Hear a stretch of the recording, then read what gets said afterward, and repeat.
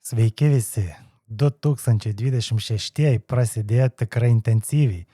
Donaldas Trumpas kalba apie Grenlandijos perėmimą ir grasina Europai papildomais tarifais. Jei ši neis į kompromisus, Europa kol kas nepasiduoda ir jau planuoja atsakomąsias priemonės.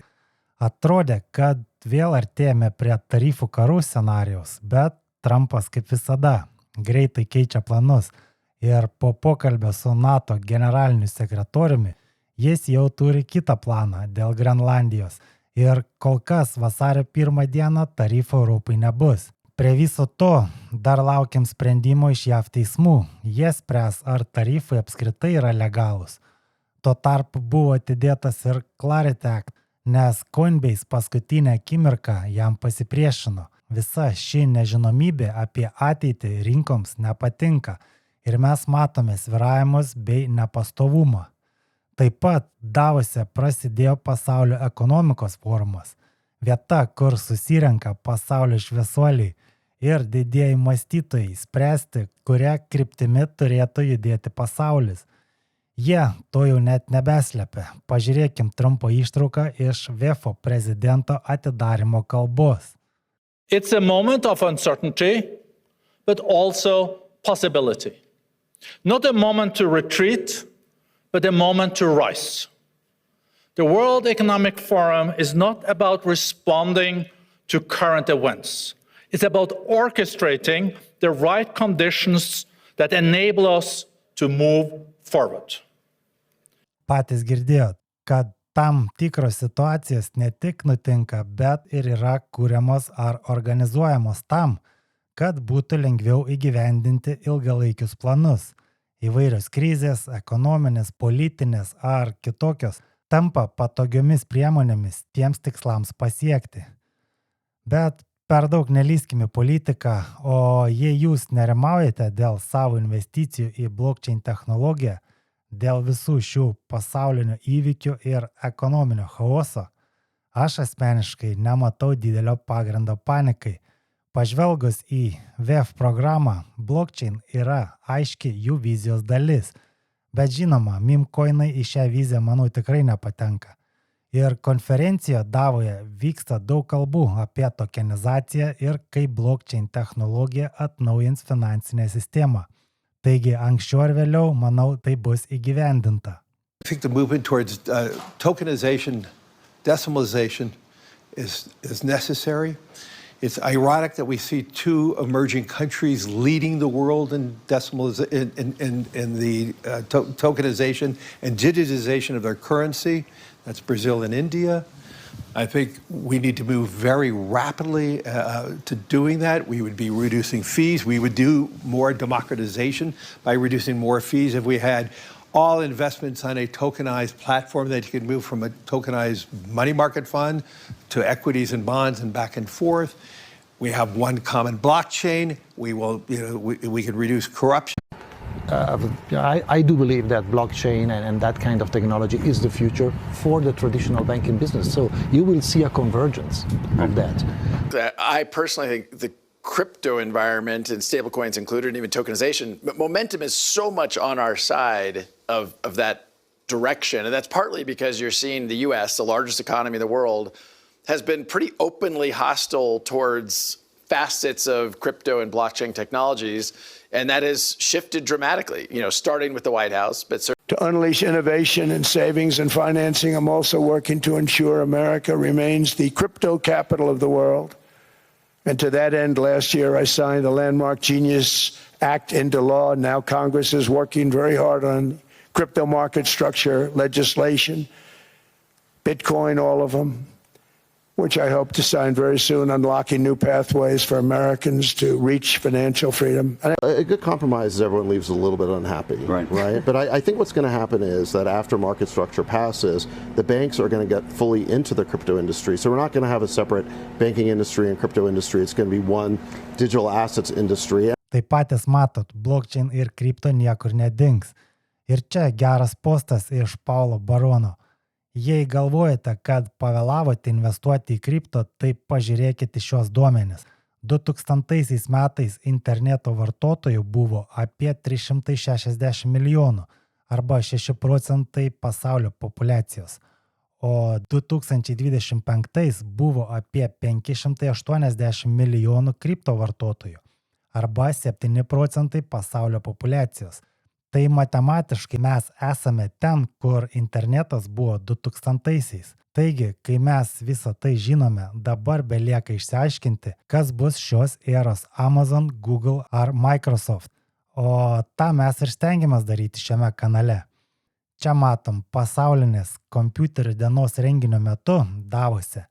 Dfinity Foundation oficialiai pristatė Swiss Subnet, pirmąjį nacionalinį subnetą internet kompiuter tinkle. Tai reikšmingas žingsnis kuriant valstybinio lygmens blokų grandinės infrastruktūrą Europoje. Naujasis infrastruktūros sluoksnis veikia 13 nepriklausomų mazgų pagrindų, įsikūrusių Šveicarijoje ir Lichtensteine, ir leidžia institucijoms diegti decentralizuotas programas, užtikrinant, kad visi duomenys ir skaičiavimai fiziškai lieka Šveicarijos teritorijoje. Tokia architektūra ypač aktuali bankams, sveikatos priežiūros įstaigoms bei viešojo sektoriaus organizacijoms, kurioms būtinas aukščiausias duomenų suvereniteto lygis ir griežta GDPR atitiktis. Dfinity įkūrėjas Dominic Williams Swiss Subnet apibūdino kaip Šveicarijos banko sąskaitą debesų kompiuterijoje, pabrėždamas saugumo, neutralumo ir teisinio stabilumo svarbą. Pasak jo, šis sprendimas siūlo realią alternatyvą Amazon ar Google debesų kompiuterijos modeliui. Taip pat Pasaulio ekonomikos forumo metinėme susitikime Bermudos valdžia paskelbė ambicingą planą paversti Bermudą pirmąją visiškai on-chain veikiančią nacionalinę ekonomiką pasaulyje. Bendradarbiaujant su Circle ir Coinbase, šios bendrovės ketina suteikti skaitmeninio turto infrastruktūrą, technologinius sprendimus bei švietimo programas vyriausybei, vietos bankams, draudikams, smulkiam ir vidutiniam verslui bei vartotojams. Bermudos atveju tai laikoma alternatyva brangioms ir ribojančioms tradicinėms mokėjimų sistemoms. Naudojant USDC, verslai galėtų priimti greitus, pigius ir doleriais denominuotus mokėjimus, taip sumažindami kaštus ir atverdami kelią naujam skaitmeninių finansų modeliui. Chainlink paskelbė apie naują 24/5 JAV akcijų duomenų srautų paleidimą, žyminti reikšmingą žingsnį tradicinių finansų rinkų ir decentralizuotos finansų DeFi ekosistemos suartėjimo link. Naujasis sprendimas užtikrina nuolatinį mažo vėlavimo realaus laiko duomenų tiekimą apie daugiau nei 10 000 JAV akcijų ir ETF-ų. Duomenys apima kainų pasiūlymus, prekybos apyvartas bei prekybos sesijų būsenas ir išlieka prieinami net nedarbo valandomis, po biržų uždarimo, savaitgaliais ir nakties metu. Tai pašalina anksčiau egzistavusius kainų langus, kurie ribojo saugų finansinių produktų kūrimą blokų grandinėse. O čia DXC Technology ir Ripple paskelbė apie strateginę partnerystę, žyminčią svarbų žingsnį tradicinės bankininkystės ir blokų grandinės technologijų suartėjimo link. Bendradarbiavimo tikslas - integruoti institucinio lygio blockchain sprendimus į Hogant pagrindinę bankinę platformą, kuri šiuo metu aptarnauja daugiau nei 300 milijonų indėlių sąskaitų ir valdo apie 5 trilijonus JAV dolerių indėlių visame pasaulyje. Partnerystė suteiks bankams ir didelėms tarptautinėms bendrovėms, tokioms kaip Google, Oracle, Dell ar Microsoft, galimybę diegti skaitmeninio turto sprendimus nekeičiant esamos IT infrastruktūros. Numatoma, kad institucijos galės pasiūlyti skaitmeninio turto saugojimo paslaugas, vykdyti mokėjimus, tokenizuoti turtą bei naudoti Ripple Payments tarptautiniams pervedimams. Taip pat planuojama RLUSD stabiliosios valiutos integravimas.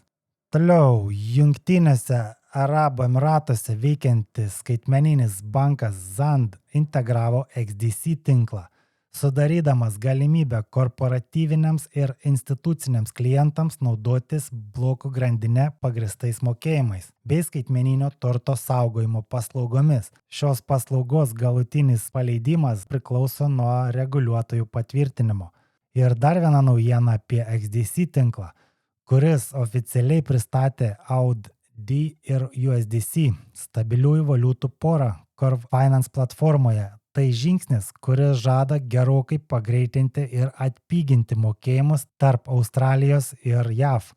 Šis sprendimas ypač aktualus prekybos finansavimui, tarptautiniams pervedimams ir tokenizuotiems turtams, o APEC regione, kur kasmet per stabiliasias valiutas keliauja $10 milijardų, tokios infrastruktūros poreikis tik auga.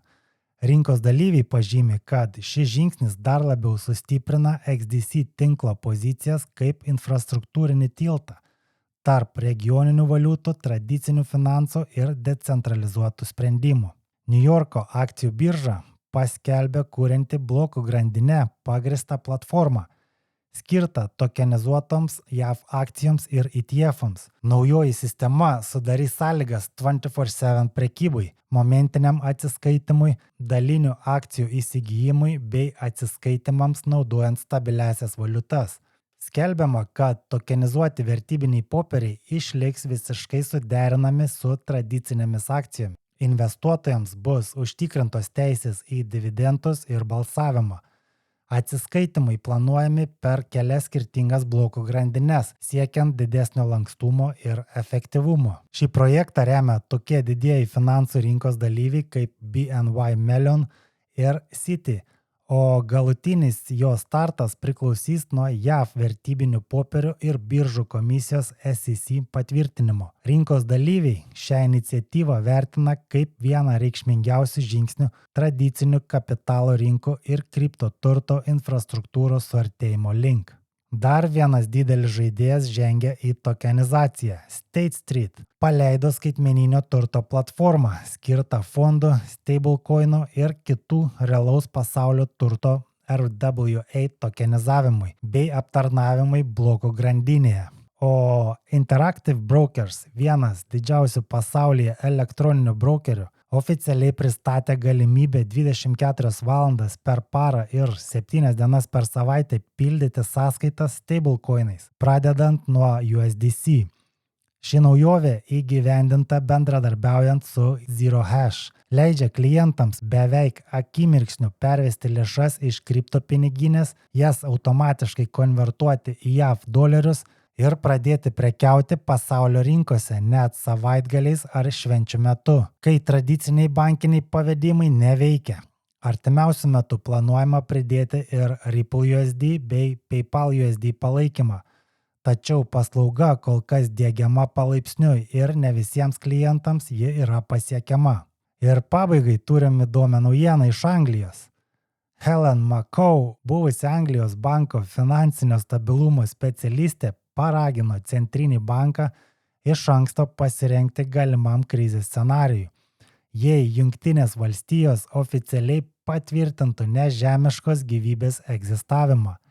Pasak jos, toks atskleidimas galėtų sukelti staigų visuomenės pasaulėžiūros sukrėtimą, kai žmonės suprastų, jog realybė nėra tokia, kokia jie laikė savaime suprantama.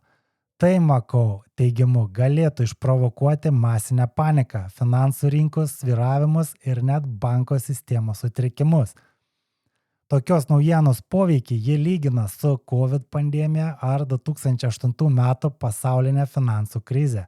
Savo poziciją ekspertė grindžia JAV vykdomais net pažintų anomalių reiškinių tyrimais bei aukštų pareigūnų užuominomis. Todėl platesnis informacijos atskleidimas visuomeniai gali būti neišvengiamas. McCow pabrėžia, jog net ir netikėti su saugumu ar egzistencija susiję įvykiai gali turėti labai realių pasekmių finansiniam stabilumui. Todėl tokie scenarijai neturėtų būti ignoruojami rizikos planavime. Tai va, tokie reikalai.